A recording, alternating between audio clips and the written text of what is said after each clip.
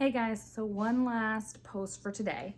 I wanted to share these 6 tips for saving money on your wedding. Number 1, have an off-season wedding. So when we were planning for everything, we kept talking to venues, and nobody wants to get married when it's cold, but that's why the venues have cut prices. So sometimes you can get them for half price.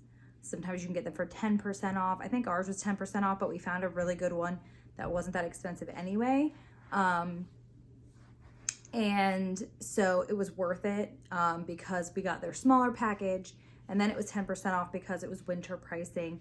And we were able to negotiate with the people, not in like a haggling way, just like if you just ask questions, they'll give you the answers to it. And you can tell whether they're good people or not. And if they're not, you don't want to work with them anyway. Because they'll try to nickel and dime you in the end. Number 2, keep your wedding small and then live stream it. So we're only having 30 guests, mainly because of COVID. But when I did the number crunching, compared to like the 120 guests we were gonna have before, it's just absolutely ridiculous. So having that small wedding, you can have better food, you can have a better experience, it's less stress, and you get to spend more time with the people that you want to talk to anyway, without meeting like so-and-so's date that you have no idea who they are and wasting your time on that. And you don't have to live stream it. You can always just make a video and then send it after that.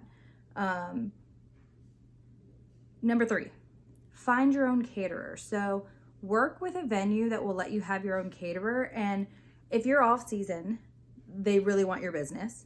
So they're willing to bend a little bit more. And then also, if your wedding is really small, the caterer is not going to be all up in arms about losing a smaller wedding. So if you can find your own caterer and make it, like more authentic to your experience, it'll also not have that like wedding caterer budget price tag on it. And you won't be paying for things that you don't actually want. Number 4, handle the dessert on your own. So what we're doing is we're having a really small cutting cake. So to be fancy, but small just for Kenny and I to eat. And then everybody else has gourmet cupcakes. So again, it's 30 people, so it's not that much. All of our dessert will be under $200 total, and it'll be fancy and it'll be delicious.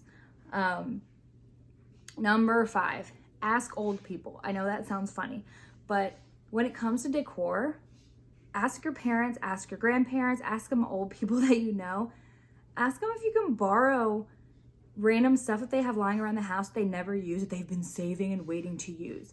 So between 2 of my parents, they have all these like antique real silver trays, and they have tea kettles and all that stuff that'll make for amazing decor. My mom has this old tea kettle that is gonna look really nice on our like coffee, tea, apple cider bar. So just like little things like that make the room look amazing. And they're totally free because they're people you know, and they just let you have it because they've been saving and waiting for somebody to use their precious items, or their parents or their grandparents' precious items. Ask old people what stuff they have. And last but not least, buy your bridal accessories online. So I'm going to show you what I've been doing. I'm going to start with my veil, because when I was in the store, I tried on a veil, and it was gorgeous. It was somewhere between like chapel and cathedral length. Cathedral's super long, chapel's like long-ish, like to the floor, but not crazy long. And I loved it, but I don't even know if I really want to wear a veil. And in the store, it was like $300. And it was okay, like it was nice and everything, but it wasn't great. So for something I'm not even sure if I want to wear, where did I go? Amazon, okay. So this veil that's here, it's kind of sparkly, a little sparkly for me, but it was $35. I'm sorry, $37. And it is a shorter cathedral length, a little bit longer than chapel. The reason I got it so long is because I was worried that I wasn't gonna like it. So I got it longer so that if I wanted to, I can have alterations, cut this bottom part off. And when I got my dress, I ordered lace from extra lace from my dress. because I'm adding on some little drop sleeves, but I have 2 of these. So if they make the sleeves out of these and I have left over, then I can ask alterations to add a little bit of it to the veil, even if I don't want to use this. Also, when I was looking at this, I kind of like it better on the opposite side, so I could actually wear it upside down. Nobody would know. It would mute down this silver a little bit and you would still see the lace through it.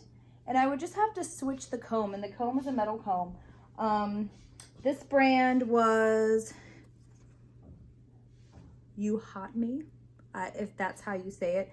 I wanted to actually show you this brand because I looked at a bunch of them and it's hard to see the reviews. It's hard to really see the detail and the quality. And for $37 for something that I'm not really sure that I'm going to wear or not, I think that's a steal. And I might decide that I like the glitter from far away. Not the glitter, it's sequins. But the shine from further away, it is a winter wedding, so this like silver shine could be nice because I'm just wearing it down the aisle and then it's coming off for the rest of the time. Also, because I'm doing a winter wedding, I am going to be wearing a faux fur drape around. This was $36 off of Amazon, and this brand I ended up doing was Caracilia. Maybe that's how you say that. You can laugh at me if you want. I got the smaller one. There were 2 different sizes, and when I was looking at the reviews, the large one looked way too big. But it ended up really nice quality. There's a bunch of different colors. My bridesmaids will probably have like the deeper brown to go with their darker colors, but I think this is perfect to just break up the white of my dress a little bit, but still be lighter than my bridesmaids. I didn't want to do the pure white, but that would look beautiful too. That's just my preference. So this was $36. And last but not least, my shoes. So Dream Pairs, this brand Dream Pairs. I saw so many reviews and everybody was like raving about these shoes. And I was like, they seem kind of cheap. They were $32. And so I was like, I don't know, but I'm a shorty, so I have to wear really high heels, so don't judge me. But I wanted gold, and these are not glitter. These are like rhinestones. So it has nice padding on the inside. This one comes with an ankle band, but wait, there's more.